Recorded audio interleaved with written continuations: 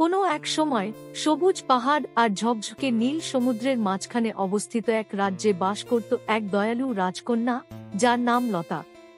তার লম্বা কালো চুল আর ঝলমলে চোখের জন্য শুধু নয়, তার মমতাময় হৃদয়ের জন্য সবাই তাকে ভালোবাসত। লতা প্রায়ই সৈকতে হাঁটতে যেত, ঝিনুক কুড়াত, সিগালের সঙ্গে কথা বলতো আর ঢেউয়ের শব্দ শুনত। একদিন রৌদ্রোজ্জ্বল সকালে লতা একটি লুকানো উপসাগরে ঘুরতে গিয়ে একটি অদ্ভুত জিনিস দেখতে পেল, পাথরের ফাঁকে সিলভার রঙের একটি ঝলকানি। কৌতূহলী হয়ে সে এগিয়ে গেল এবং অবাক হয়ে দেখল একটি জলপরী। জলপরীর লেজ চাঁদের আলোয় পানির মতো ঝলমল করছিল, আর তার চোখ ছিল গভীর সমুদ্রের মতো।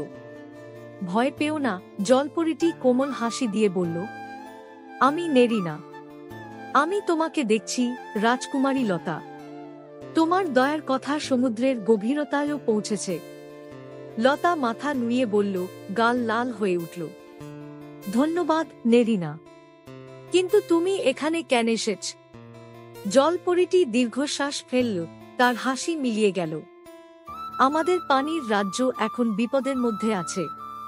সমুদ্ররাজের জাদুকরি মুক্ত, যা সমুদ্রকে শান্ত ও সুরক্ষিত রাখে, তা এক লোভী জলদস্যু চুরি করে নিয়ে গেছে। মুক্ত ছাড়া ঝড় উঠছে, আর সমুদ্রের প্রাণীরা কষ্ট পাচ্ছে। লতার হৃদয় ভারী হয়ে গেল। আমি কিভাবে সাহায্য করতে পারি? নেরিনার চোখে আসার ঝিলিক ফুটে উঠল। তুমি সাহসী আর পবিত্র হৃদয়ের অধিকারিণী। জলদস্যুর জাহাজটি পাহাড়ের পাশে নোঙর করা।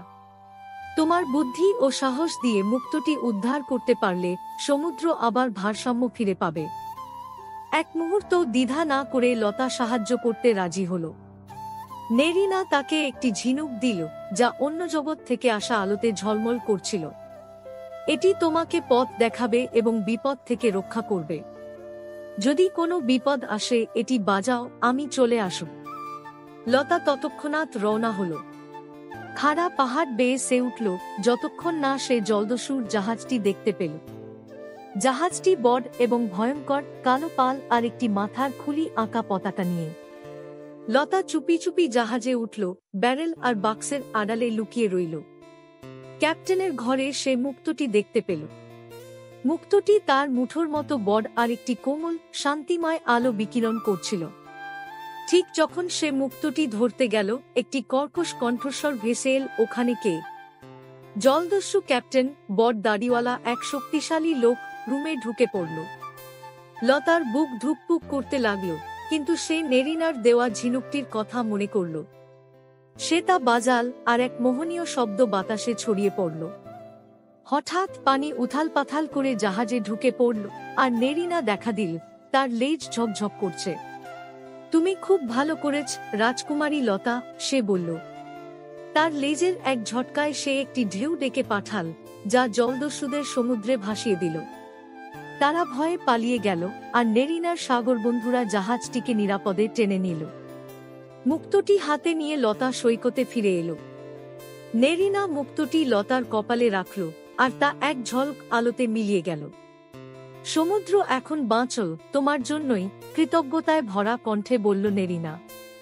সেই দিন থেকে রাজকুমারী লতা সমুদ্রের রক্ষাকর্ত্রী নামে পরিচিত হল। মাঝে মাঝে সে উপসাগরে ফিরে আসত, যেখানে নেরিনা তাকে জলের ঝাপটায় আর হাসিতে অভিবাদন জানাত। এভাবেই রাজকুমারী লতা আর জলপরী নেরিনার বন্ধুত্ব অটুট রইল, আর তাদের গল্প সৈকতের ঢেউয়ে ঢেউয়ে ফিস ফিস করে ছড়িয়ে পড়ল।